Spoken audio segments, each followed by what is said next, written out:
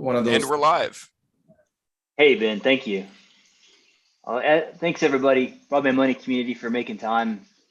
It's a real honor today to be hanging out with Chet. He's the founder and CEO of Starry Internet. Hey, guys. Nice to be here. Chet, great to have you on. You built one of the fastest growing ISPs and one of the coolest branded ISPs of all time. So it's a real honor to get to hang out with you, man. And the community's got a ton of questions for you, and so do I. You know, I just asked you, like, how's the weather in Boston? If we could just follow up on that. You're saying that it's finally spring, is that right? It's finally getting warm. It's 70-ish degrees. It's one of those days where the office is colder than the outside. So, oh, awesome. Something needs to start in movement because it just sort of feels like in this country, everything is over air conditioned. When you can't be on a plane without freezing, you can't be on a train without freezing, you can't be in an office without freezing. Yeah. Maybe, Chet, if you consider it, maybe it's you. Maybe you're just cool. Maybe you're just so cool that you're just frosty like that. I don't know. Lack of hair on my head doesn't help either. But. Oh, yeah. You got really good radiation, right? Like, exactly, yeah. A lot of surface area. Well, Chet, it's a real honor, man. Like, you know, I've been a fan for a long time. I know that the community has a lot of questions for you, and you've built something pretty amazing with Starry. And you know, you've done that, and I have so many questions about, like, why, like, starting with why, like, what drew you into connectivity? And I know that you're a disruptor. We're gonna get into, like, some of the awesome stuff that you've done, but like, what drew you to it, and why are you working on helping people connect to broadband? It's kind of interesting, right? Where you think about it, it's such an essential service and will be for the foreseeable, I mean, forever and ever, it sort of seems like it. But, you know, it's a pretty monopolistic sort of system. And I just know from my personal experience, you know, customer experience is just so terrible. I mean, the entire sector is like this, right? So a funny story, I have a iPhone 12, I think I'm still on 12 or 13, I forget which one. And the reason is because I run a dual SIM. And so I have, you know, a number for work, which we give out to our customers and whatnot. And one is my personal thing. And I'm on an upgrade plan, that annual upgrade plan that Apple has.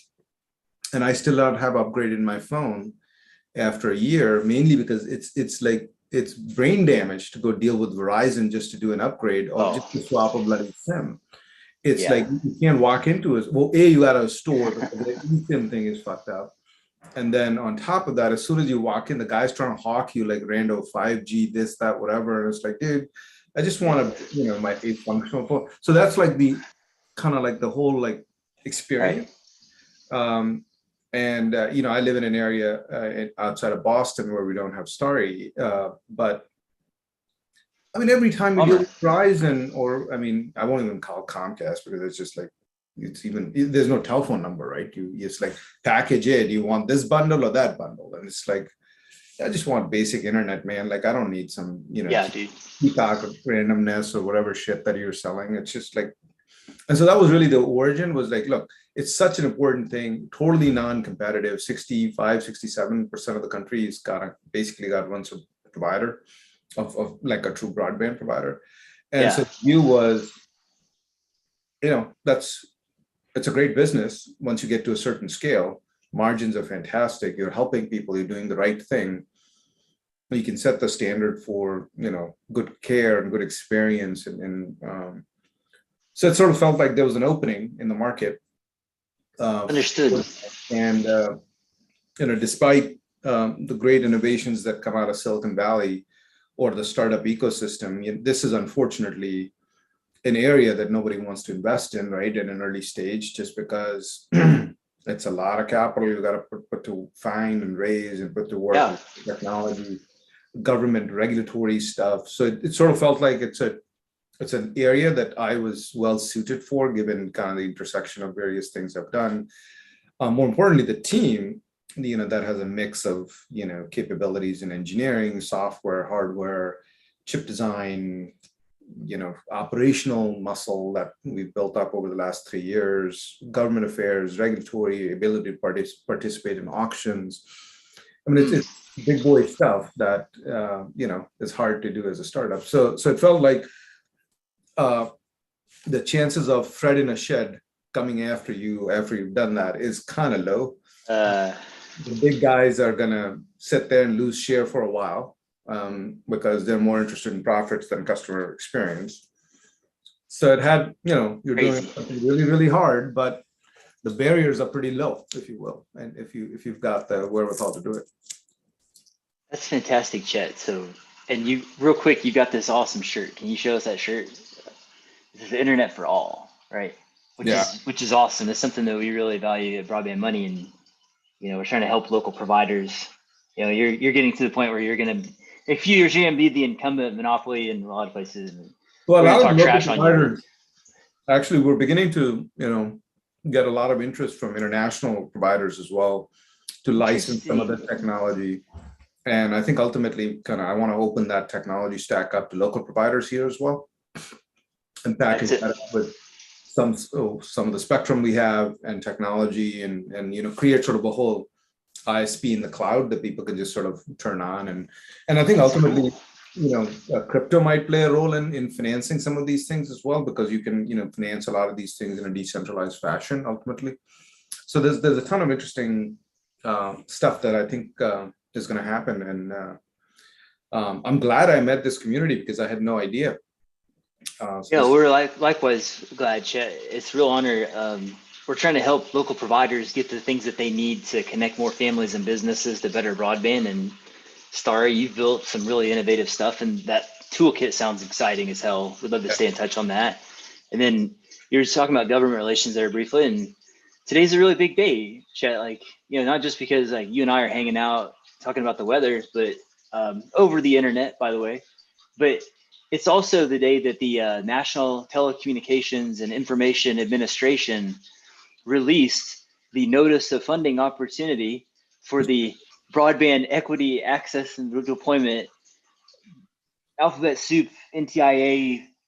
I forgot Infrastructure Investment and Jobs Act, right? So the NTIA drops the I should be mofos, and it's Friday the 13th, which I thought was pretty awesome. That they have a sense of humor about this type of thing. Their statute gave them until Monday. They said no, Alan Davidson and team, we're going to go ahead and get this done because it's a spooky amount of cash. We're going to do it on Friday the 13th. But Chet, what about Starry?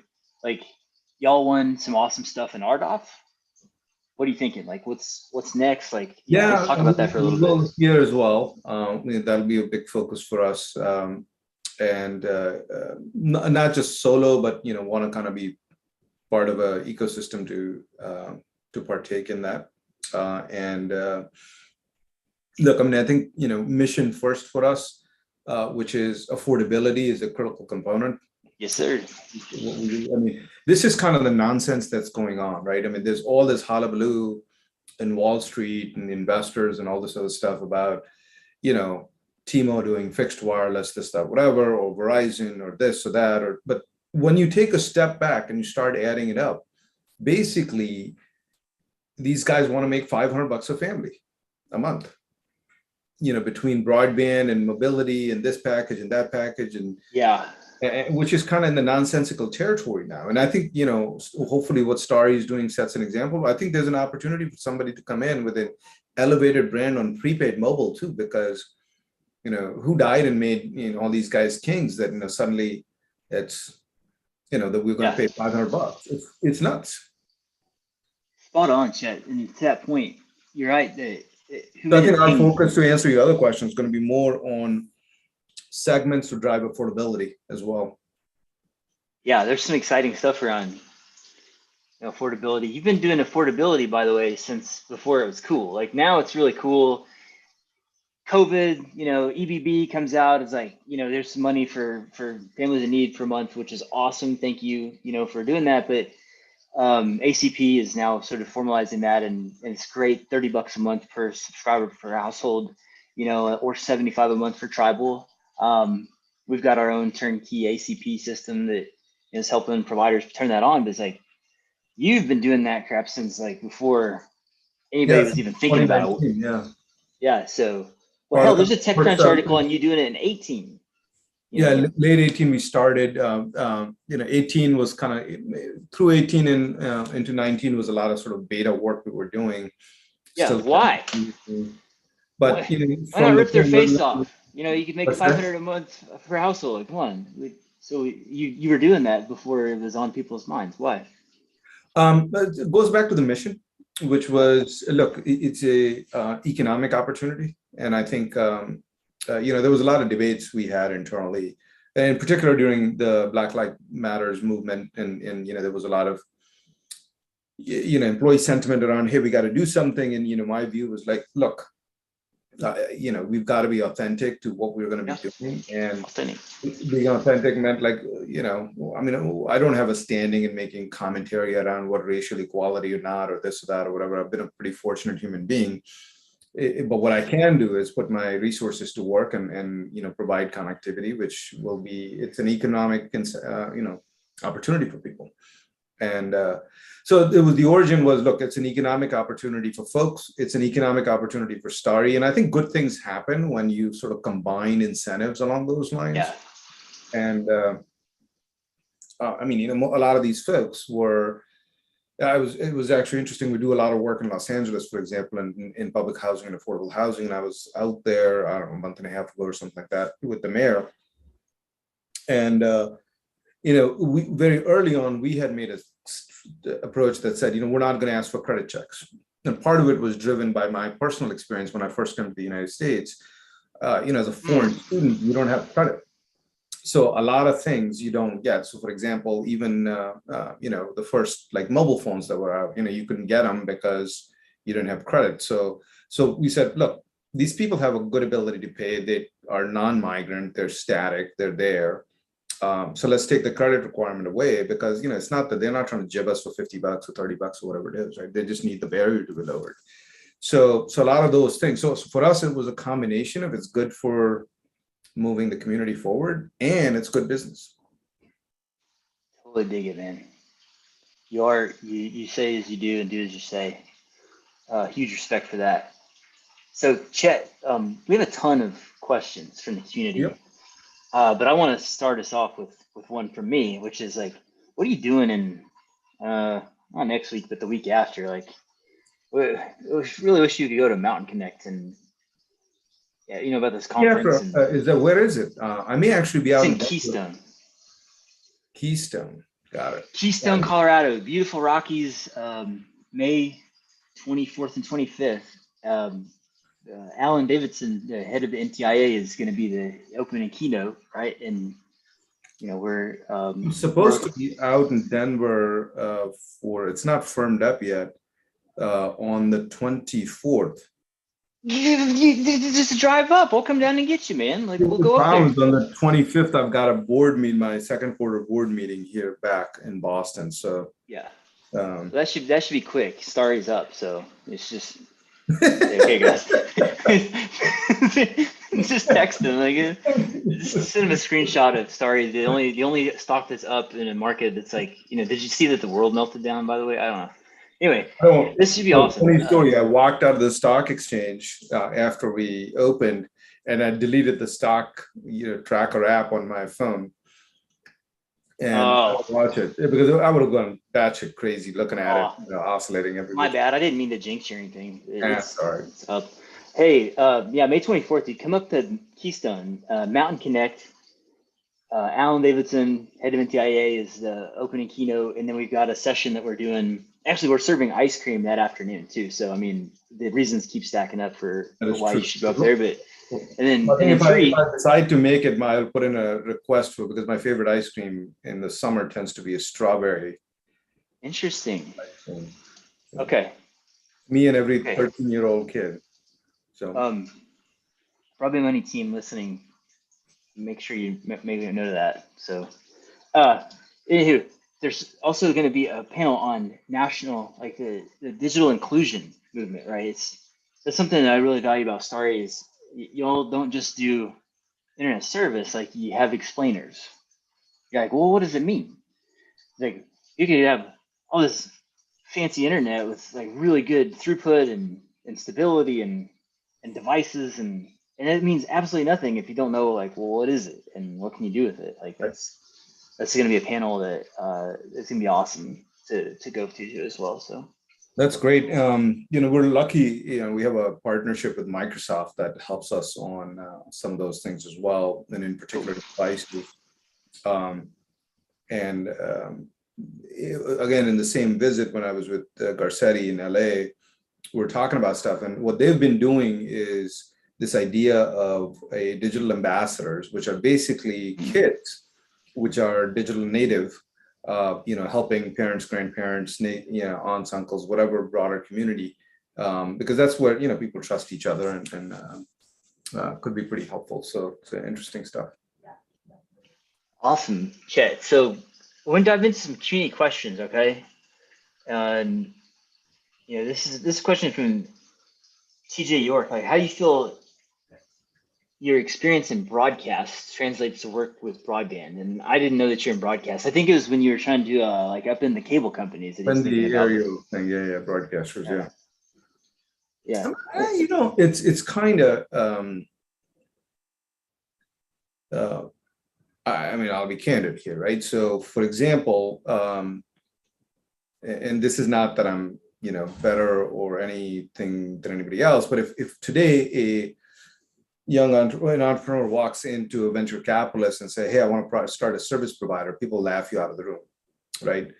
And or frankly, even if you walk in and say, "Hey, I want to build this technology that I will sell to service providers," people laugh you out of the room because nobody makes money doing that. I don't think I would have had the opportunity to do Starry if we hadn't done Aereo, just because that showed a lot of the world that people that have a good sort of foundational idea and an ability to execute can really make a huge dent.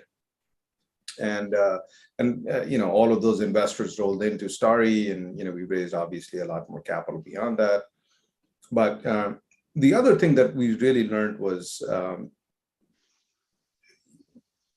kind of the dissatisfaction part on the overall experience that people had with traditional cable, and all kinds of funny anecdotes come out of that too, right? Where we would get, for example, back in like 2013, I want to say, somebody would be aerial customer might call and say, "Hey, this is buffering or this or that or whatever," and we were like, "Well, we've kind of checked your connection all the way through. It's not the internet. You should be fine. Our service is fine." And it took us like 2 months of thrashing around to figure out like what was really going on was, the community will get the joke out of this, right? 2.4 unlicensed Wi-Fi back then, 802.11b AC wasn't quite out yet. 5 gigahertz didn't really exist. And your home microwaves, if it is not properly shielded, its radiation can interfere with Wi-Fi. So that was, it was like an aha moment, like, oh shit, if we're going to do this, broadband company, we've got to do a fully managed Wi-Fi solution as part of that, because ultimately it doesn't matter how good your network is. If the customer experience sucks, then doesn't matter. So with the fully managed Wi-Fi, we can help a customer with, their Nest that may or may not be connecting, or a VPN problem they may have, or anything else, just because we know at every hop kind of what's going on. So the idea of building telemetry all the way through originated out of during our Aereo days as it started. Yeah, y'all have done some pretty innovative stuff in that space. And let's stick with that theme for a minute. Like TJ also asked, like, what challenges did you not foresee while developing a full stack technology for building an ISP? So the basis for our approach was to say, hey, can you actually heterodyne? So for the folks that are not engineers in the room, what Starry does is we take the output at an intermediate frequency, which is typically 5 gigahertz or baseband coming out of the Wi-Fi chipset. And we make a bunch of modifications to the MAC, which is the controlling software on it. And then basically take the output and run it at the licensed frequency. So the process of translation of the frequency is a really complicated process because you have to do it at a very low noise figure. You have to basically preserve the waveforms and all this other stuff. So for the first 3 years of the company, that was it. And I remember Joe, who's our CTO on the engineering side, saying, when we first successfully ran an Airlink across fully up and down converted. And back then, by the way, the base station prototype was like, I don't know, $5 million or something like that. So just the sources that we were using, like $2 million each. So that cost reduction journey was pretty, I wouldn't say nothing that we didn't anticipate. We all knew, but it was a lot of unknowns. So just grinding through that takes forever and ever and ever. The biggest pain in the butt that we had, we still do every now and then, is if you're going to get a 16-inch or 20-inch snowstorm and your radios are going to get covered in, you don't have a recovery path for that. So how do you design radomes that can shed snow and control the droplet size for the snow melt that might accumulate? Because even if you had a heater, it's like the litany of shit that we had to do was just going on and on and on and on, and still does. So. But it's fun engineering. It's really difficult, but really fun. Y'all seem like you have fun. Seem like you got a culture of problem solvers. Very much so. Kind of the whole idea is put the customer first, and then and that applies in hardware, that applies in software, that applies in aesthetics of the device, that applies in how we're delivering power to the device. All of those things center around like customer first, and then basically everybody has a license to just take action. I mean, I've never had to authorize, for example, or our frontline care people have all of the flexibility to say, you know what, I'm really going to make you happy, Miss Customer, and I'll do whatever, XYZ, full authorization to do that. So. I dig it, Chet. Thank you. So, same vein, like sticking to tech for a minute, hopping over to protocols. Like this question is from community member Dave Todd. It says, how are you doing on delivering IPv6 secure routers and better latency under load? And then he asks, how well does your typical affordable connection do on the latest speed test app for iOS and Android? Yep. So I will defer on the IPv6 comment because I actually don't know the exact status of where we're at on those things. I can check and post something back to you guys. So the latency thing is, so latency tends to be a function of a combination of subscriber terminals and load on the network, obviously. So we strive towards about 10 to 13 milliseconds. We've had actually, there's a couple of areas in which geographically we are not, we've maintained that latency, but we've gotten, there may be an artifact where we see a spike or something along those lines. So it's like it's a live near real-time process for monitoring what aggregation intervals we want to apply on. And typically in this kind of a thing, because we're a TDD system, return channel traffic tends to cause more of the problems in terms of collisions and things like that. So that's where the modifications we've made into the MAC and continue to make improvements in that is helpful. But basically the goal, and I think we published this, is on a quarterly basis, I think, somewhere between 10 and 15 milliseconds of round trip latency to the cloud. Now, for RDOF and other things, they're obviously for voice in particular, VoIP, as you and I, we all use it normally, those latency figures don't really matter, but when the government defines what, latency means for VoIP, it's a different thing. So for those particular things, we have different standards that we follow for more predictable latency. And I think the interesting observation I've had in this latency thing has been, it is sort of less relevant what the absolute number is. What is more relevant is the fluctuation of that. Because consumer perception is tied to the fluctuation as opposed to what the absolute number tends to be. Now, clearly there are cases in which, let's assume, if you're running a satellite connection or whatever else, latency in particular in uplink will be, quite jittery, or I shouldn't combine the two stats, but you'll have a lot more jitter on your return channel on, like, for example, your network or things like that. Experiences suck. It does. Actually, I was on a call with somebody yesterday. Well, the good news is that that individual used to have 2 megabit DSL. So he got the Starlink thing, and unfortunately he had to terminate the call because it crashed like 4 times. But it was new for him, so I'm sure it was a little Yeah. early kind of thing. And all these technologies tend to mature a little bit, over next in a couple of years, kind of a thing. But Yeah. From an air interface perspective, basically the way you want to control latency is by making it more predictable. On the other question that was there on the speed test thing, most cases we monitor. So we run a speed test on a consumer device. We used to run once every hour, which we then wised up that was a waste of bandwidth, electricity, and everything else. So but we do run I think twice in every 24 hours, a full speed test, because we have an Ookla app built into the router. And so the Ookla app per customer, twice a day. Yeah.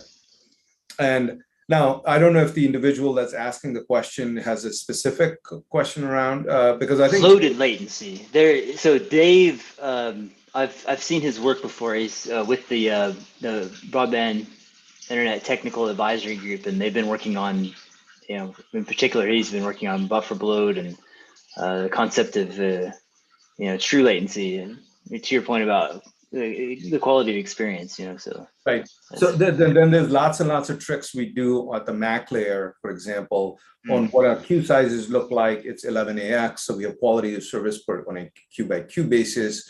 It's OFDMA on the uplink, so you can do carrier level sort of isolation. There's like bajillion things that are going on to sort of do manage that experience all the time. Yeah, all the ins and outs, Chet, of building this business, the tech, the protocols, all this stuff. We're gonna switch gears with you real fast, if you would. I just want to clarify, I don't, but a lot of people in the company do, so they're good. It seems like you do. I disagree. I think you do. I think maybe you're being humble. But let's switch gears for a second, because I want to show like the community, like this is the range of amazing things in Chet's brain here. This question is from Mike Falloon. It's on the financial side, right? Because you built and scaled Starry, one of the fastest growing ISPs of all time. You overcame out of escape velocity. You're able to put together some early money, and you eventually took that public by a SPAC, one of the few successful SPACs in the books right now. And so this question is from Mike Flynn. It says, Chet, what advice do you have for other operators who might be contemplating taking on private equity to potentially match government funding? Yeah, it's a pretty dangerous game, and I'll be the problem with private equity is, there are a lot of them that are friends of mine, so I want to be careful here. So the problem is they're in the business of making money with money. And we, the collective here, likely is in the business of making money by providing services and being good citizens. Okay. And those things can conflict. So one advice I would have is, in particular, as you're thinking about government money, and by the way, I have plenty of criticism of the government structure too, in this sense, because, for example, this whole idea that this is how fucked up this whole thing, right? So I'm going to give you, let's say, $1 million in subsidy, but you need to put up $250,000 worth of letter of credit, which, by the way, I'm going to go to a private equity shop that's going to want to make 7 to 9% off of that, which is like mind-bogglingly idiotic to me, because they're taking the government's money at low things, tacking something on top of it, and then loaning it back, which you're then putting in a bank. It's like stupid. We're going to put I'm going to pick a number in the RDOF thing, right? It was like whatever the clearing ultimately was, like $10 billion, $12 billion, which is great. It's going to go to work. But the problem is, by the time you put all of this stack up together, 10 other people are making money before the poor customer even gets the service, right? That's like silly. So we had talked about at one point saying, the Treasury should have a function where if you're an operator, they're providing you a loan to offset that letter of credit, because assuming it's a different part of the government or whatever it is. So we used to call it BOB, Broadband Opportunity Bank. We're floating Ooh. floating this whole thing. So, on the private equity side, I'd be very cautious, even though that may be the only source of capital. The way to think about that might be to put containers around it. So, for example, you could say, Okay. hey, I'm going to create a subsidiary that I'm going to have constraint around a particular geographic area. There, I will take private equity money, but I won't let it creep up Okay. and do Okay. it Wonderful. geographic area by geographic area. That may be an interesting way to do it. And because most of these guys, right? I mean, it's like, they're going to value you at like some stupid multiple of EBITDA or this or that or whatever it is. And half the time it doesn't make any sense because what they're really trying to do is make 40% IRR. And you're trying to be in the business of providing service and, having a good job and series of jobs for your employees. And so there's a huge conflict in those things. Oh, well said, Chet. Yeah. Really appreciate your perspective there. So let's switch gears again. This is from Tara Whipple. She's asked Chet, many of Starry's customers live in multi-dwelling units, right? Apartments and such, MDUs in the industry lingo, right? Are there any unique issues for serving this demographic that you can talk about today? And then I'm sure this is like you've solved for a bunch of really awesome, engineering feats that help you get good service inside of these So types one of of the biggest situations. problems, by the way, the FCC needs, I think, should be commended for a lot of constructive rulemaking they've done around access, around tiered revenue share arrangements, around exclusivity, around all of these things. So the FCC and across the board, right? Multiple generations, different administrations, all that stuff. So I think that's FCC has been super constructive. But I'd say in the multifamily segment of the market, and we started there just because that's where technologically we were at from a cost perspective, that it made sense to do. The challenges range from how do you get access, right? Convincing a landlord that you're a good provider and et cetera, coming in. So when we started the process, it took us, I don't know, a good year to get our first building. Wow. 7 months anyways. And just to put in perspective, now we do, and that was probably like 80 or so apartments. And now we do about 10 to 15,000 apartments a month. It was kind of funny. In fact, I was trying to pump the team up before the earnings call, and I was like, remember, 3 years ago, it took us 10 months to get the first apartment building, and now we do at this rate. And Incredible. so it's possible, and it really comes down to finding the right partners there. So we took investment from related companies. They've been a great partner, and then we expanded those relationships to lots of people. So that's one. Second is in-building wiring. How do you manage propagation of the in-building plant can be challenging because if there's an existing provider that maybe is using the coax, or they may or may not be Ethernet in there. So we've been deploying technologies like G.hn, Wave 2, Wave 3, which allow us to use Category 3 wiring, Cat 5, Cat 6, coax. So we've kind of gotten to the point where we're media independent in terms of what propagation methodology we're using within buildings and apartments. That was a huge risk factor that we had to sort of overcome. Marketing is, I think, well suited for small companies in the multifamily segment, largely because it's a very much a tactical, door hangers, flyers, in the lobby, those kinds of things. Our marketing group did I thought phenomenal job in terms of, starting with even the name, but the design, the branding, all that stuff, What's the name mean? friendly. What's the name mean? Starry. It was, thank God I didn't come up with it. We had to hire a naming consultant. It's a cool name. It's a cool name. It evokes, dreams and big dreams, exactly. A sense of awe and we also didn't want a lights. masculine name. Right. We wanted sort of a very neutral name in that sense. Because, and that's why a lot of the branding is very non-masculine, in that sense. We use sky colors, for example, or, Right. And astronauts too. Yep. Yeah.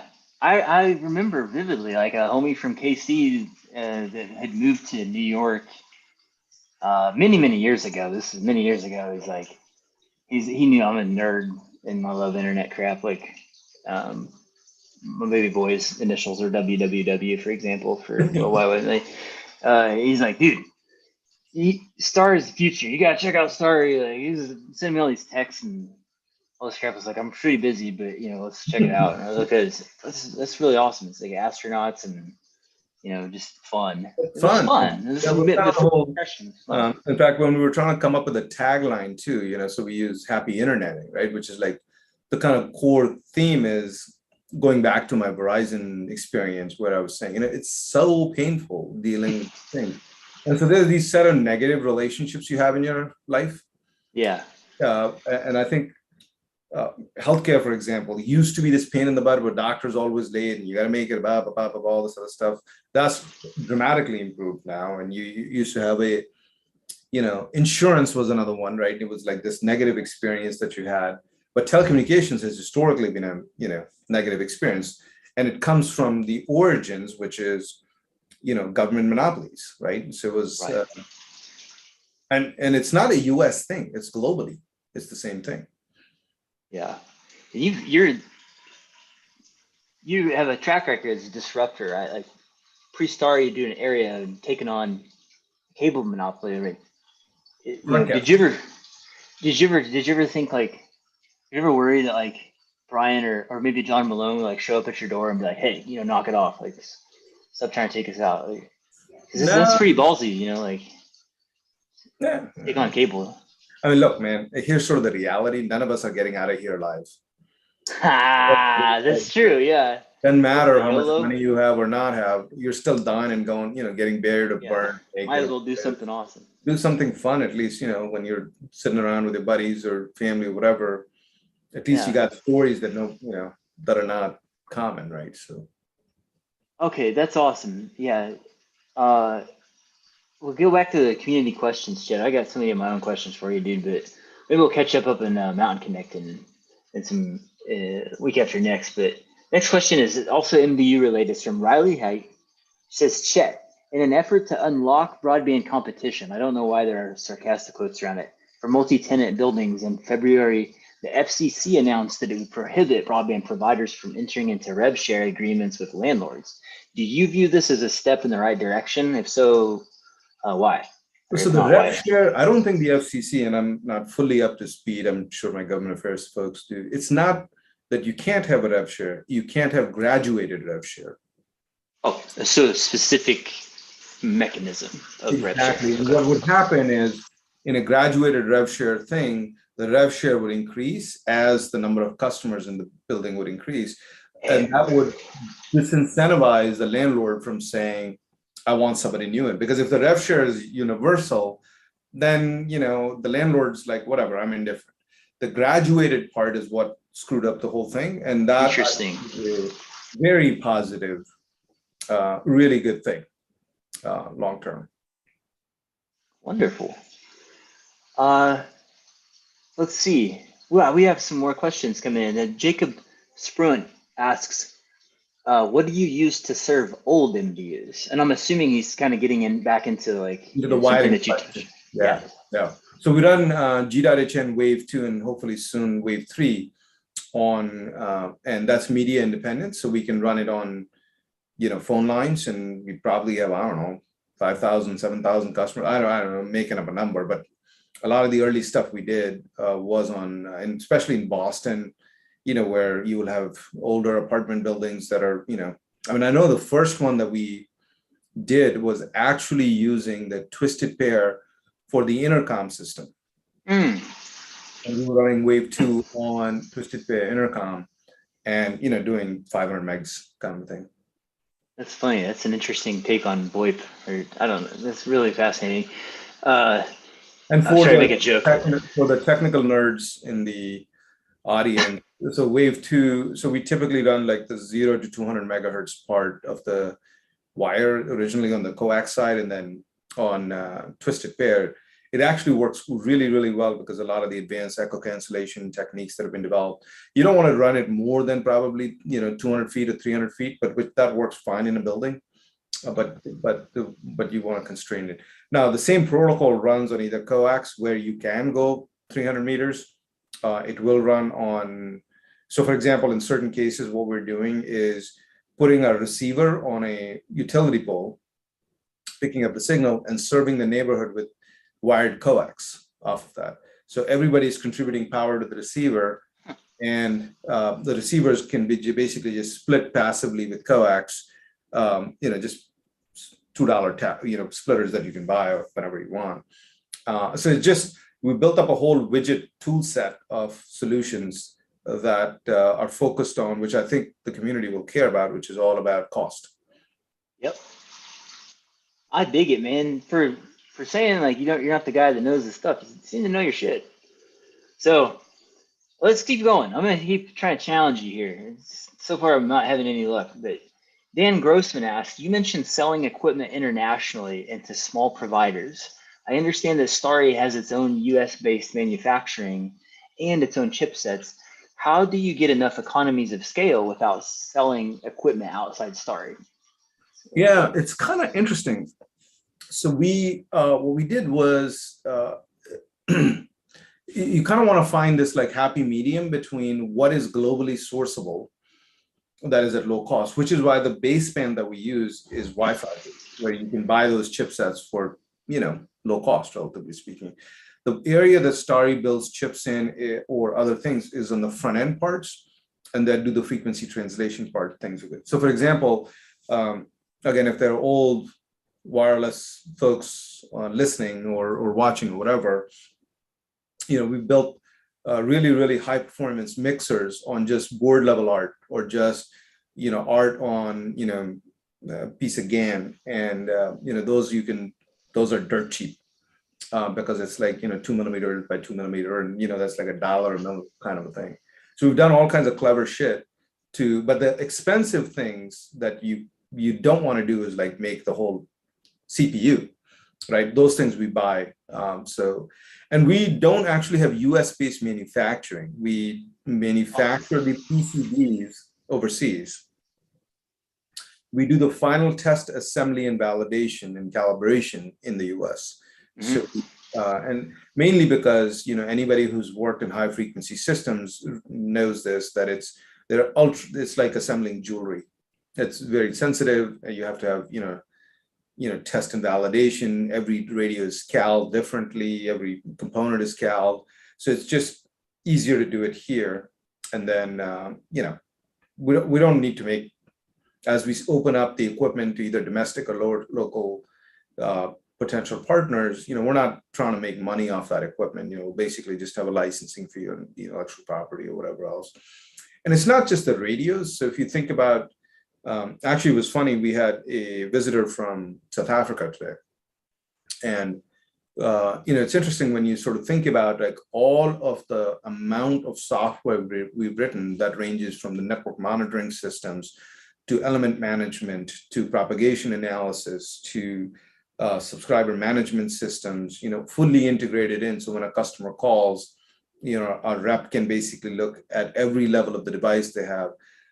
When we send a rep out, when we send an installer out to install the radio, for example, they carry an iPad that has propagation based at 1 meter square illuminated areas on where the best signal propagation is going to be on a roof. So all that stuff is like packaged in. It's like a cloud native sort of system that we built. So it's you could potentially accuse us of making too much shit, but there's a philosophical view in that, which is, we try not to buy anything that is going to be a per customer charge. I see. So from a third party, because that obviously, reduces the amount of, overall leverage in the business and margin and things like that. So we tend to buy only things that scale without a subscriber penalty to them. And if there's a subscriber-based cost, then we will build it ourselves. So managed Wi-Fi is a good example, or network monitoring is a good example, where I'm sure, and we got, tens and thousands of these terminals running around, or more than that. Plus, on top of that, every Wi-Fi router is metered by us. So once you start looking at, million plus devices that you're monitoring at any given time in near real time, there aren't a whole lot of, for example, network monitoring systems that do that, right? Because network monitoring systems historically have been, there's like, hey, there's an SNMP MIB sitting there, and I suck up the MIB every now and then when I want to look at it. My goal was, we need to know what's going on in the network before anybody else does. Right. And it's a hard challenge, right? Because it's a machine learning challenge, for example, where we have customers that turn their Wi-Fi off at night because they don't want whatever they don't want. We have customers who've asked, and we built these features where they have a new child and they want to be able to turn Wi-Fi off. Child sleeping. I don't know if it matters or not, but whatever, the customers want it, so we build it. TiVo, at least, yeah. So we actually, can turn the radio, the PAs off in the Wi-Fi router, for example. So what do others that don't have your brilliant team of engineers do? Does the competition, should they just be terrified of you and they're screwed, and Starry's gonna take over with all these like kick-ass tools and smart people? I don't know. I mean, I think, look, we despite all of this stuff, it's a hard business, right? And let's not forget about it. And I think everybody on the call probably knows this, because it's a combination of execution, capital, marketing. Starry it's like more complicated by making the technology itself, but the first enough is complicated enough. So I think, look, I think we're going to be, as this plays out, we're going to be a pretty meaningful provider in the country, but that doesn't mean that there will be no others.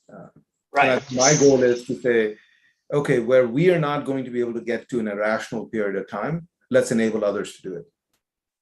Awesome. So on that point, Chet, you recently took Starry public by SPAC, put in like 450 million or so in cash, and part of the use of proceeds said, nationwide, right? So you're currently East Coast and some sprinklings here and there. Is there anything that you can share with the community about like how that map spread works? There's going to be clustering as a start, right? So we'll sort of edge out from the clusters we're in. So the West will get operated out of LA, which is a very rapidly growing market for us. New York's sort of hitting its stride, and they're growing very rapidly as well. So there'll be clustering as a start. We won't really announce specific markets just because things will move around, and there's no point in sort of announcing something and then changing whatever you're doing. Understood. Yeah. Good deal. Okay. Next question is from Bernie Arneson of Telecompetitor. He says, Chet, I'm curious how you view rural markets. Do you see opportunity there? If so, why? And you listed LA, New York, and all these amazing so towns. it's a function of what frequencies you're using, right? Ultimately, I'm optimistic that the government's funding and resources that are being plowed in will lead to a lot of fiber connectivity in rural parts of the country, which is critical. And in those areas, for example, there are parts of the RDOF footprint that we are in. Some are quite dense, where the fixed wireless approach that we're using with millimeter wave makes sense. Some are not, where we will be doing some fiber as well. So I think on the rural side, it's really a function of what spectrum is available to you. And I think for the community, something to be in mind, and both from a regulatory perspective as well, that if you look at, for example, the 12 gigahertz band, which is today part of a satellite downlink, there are terrestrial rights associated with that as well. That could be a frequency that's very compelling for rural applications, because you will be able to get the sufficient amount of propagation, 5, 6, 7 kilometers off of that, to be able to provide good service. I'm not a big believer personally on sub-6 frequencies for fixed applications. Just the return isn't there, because the amount of dollars you need to buy that spectrum, you can't provide a return. Maybe if you're a mobile operator, you can opportunistically add customers to it, especially if in an area that they're not going to consume a lot of mobile capacity. But just from a band harmonization perspective, you kind of nationwide rolled out, whether it's C-band or 2.4 or whatever it is, or 2.5. But But ultimately, I think if you look at, I mean, a Starry customer today is consuming on average last, uh, as of end of Q1, 580 gigabytes a month, I want to say, downlink, and probably ballpark of 50% of that on an uplink. Wow. And then the top 15, 20% are over a terabyte and a quarter. So that's a lot of capacity, right? And to recreate that capacity with mobile spectrum is, I mean, remember what these guys do today, right? They'll sell you unlimited, but there's zero rate after whatever 30 gigs or whatever it is. Yeah, spot on, Chet. So I'm still trying to stump you. I'm gonna keep spinning around and like switching topics on you. It's not working so far, but Dan Lubar asks, ask Chet what he might do instead of the Broadband Opportunity Bank thing if you were in charge. And I'm assuming he means of the country, like the president, like, which what, you make a good president. A business savvy techie you'd make a damn good president, in fact. Well, that's a debate that I think I have with a lot of not Native Americans, like Americans that are, didn't grow up with it, but I am a citizen. So it's interesting, in certain countries, technocrats tend to be politicians, like India, China, you're an engineer or you're a doctor or something along those lines. In our country, it's lawyers only. Yeah. What's up with that? Yeah, no, we got to change that. Ain't gonna be me. Well, but to Dan's question though, like, however you define it, like, you had an interesting concept with the Broadband Opportunity Bank. Like, what would you do? Like, I think, despite none of us want to look at the French for inspiration, but a pretty cool thing happened where they pooled all of the guys, like Voda and Orange and Free and all these guys banded up, and they have a common conduit. Mm-hmm. So to me, the way to fix this would be a common conduit throughout the country.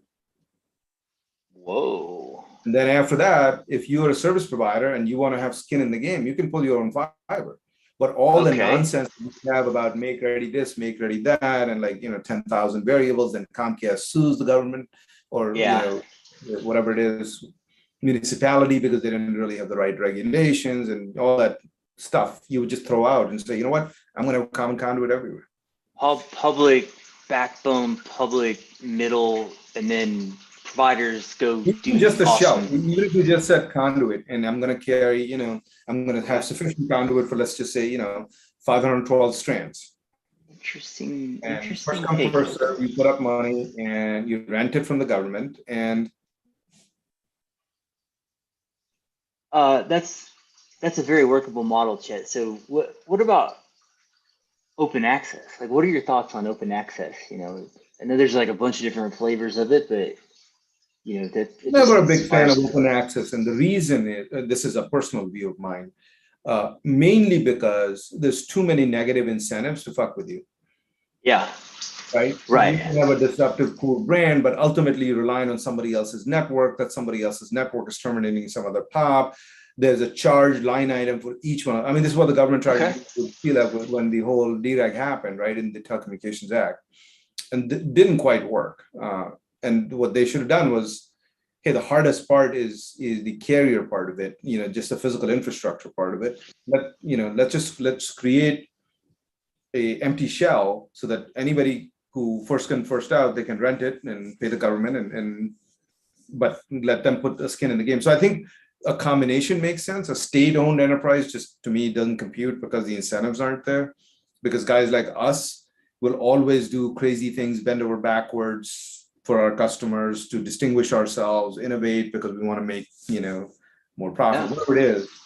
But there should be like an enabling platform. And I don't think open access is that. Any country that, it's marginal in my view. I dig it, man. We've seen some weird stuff with the a sort of race to zero problem. To your point about negative incentives, it's 18 providers, and it's they pay you to take a gigabit of service. every Yeah, I month. mean, it's like the UK, right? The BT is still doing fine. The customers are still getting shitty DSL for all intensive purposes, unless there's a private provider that's doing, fiber or whatever it is. This is amazing. So Chet, we have 2 more minutes. So real quick, everybody, let's try to get Chet up to Mountain Connect, May 24th, 25th. I know you're going to be out in the Denver area, so come on up, like Yeah, hang if out. I Let's go to am, I Denver will. on Monday. Yeah, and then we got ice cream, and Alan Davidson's going to be doing a keynote, and there's all kinds of awesome shit going on up there. And then, we're going to close out with like one last question for you, Chet, is what the fuck is the internet? What is it like to you? Not in general, no technical speak, right? But what is it, right? We've talked to Vince Cerf, we've had on really amazing, people that have their own interpretation, but it's like, what means the internet to you, like Chet? Yeah. I don't know. I'm not that philosophical. Pretty simple guy. Look, I mean, I look at that in more literal terms. It's the equivalent of new roads because, and I'm not a big fan of all this, Silicon Valley metaverse thing, but there is certainly an aspect of some of those technologies that are pretty compelling, right? Whether you look at healthcare as a good example, education is a good example of those Yeah. things.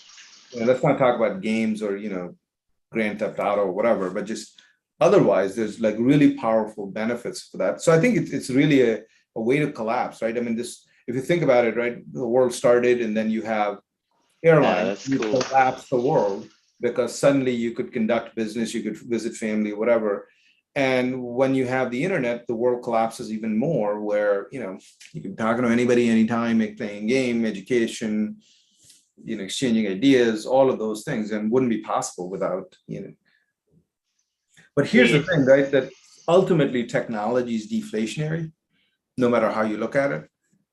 And that's what gets my goat is technology is deflationary. We all see the same cost curves come down, but why are the prices going up? That makes no sense to me. we could spend another 3 hours. We do have 3 more seconds. So, but Chet, it's been a real honor, man. Thank Uh, you. I loved it. Yeah, thank you for making time. I hope you come out to the Broadband Money, join the community. I want to send you a sticker, and get you some ice cream at Mountain Connect, dude. Some strawberry ice cream for you. All right. So get on out, man. It's good to see you, Chet. Same here. Thank you, guys. Let's have a good one.